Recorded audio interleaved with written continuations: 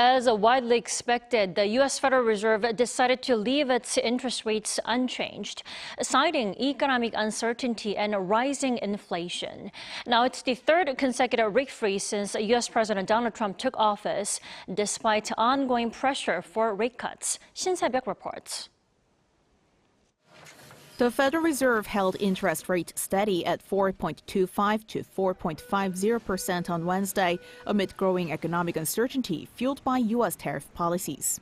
Fed Chair Jerome Powell cited slowing job growth and rising inflation as key reasons for the freeze. The risks of higher unemployment and higher inflation appear to have risen. The Fed also pointed to the economic uncertainties surrounding the White House tariff policies.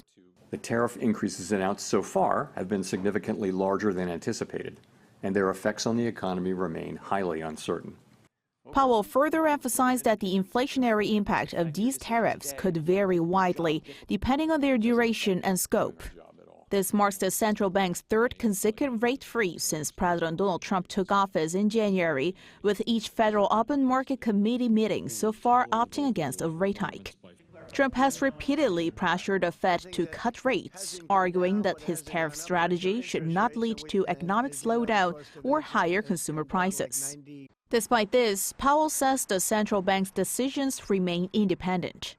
He stressed that the Fed will continue to focus on maximum employment and price stability. As for the timing of potential rate cuts, Powell avoided a direct answer.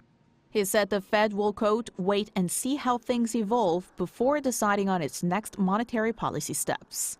The Fed's latest decision leaves the U.S.-South Korea interest rate gap unchanged at 1.75 percentage points, based on the upper end of each country's benchmark rates, with Korea's current rate at 2.75%. Shin Se-byuck, 아리랑뉴스.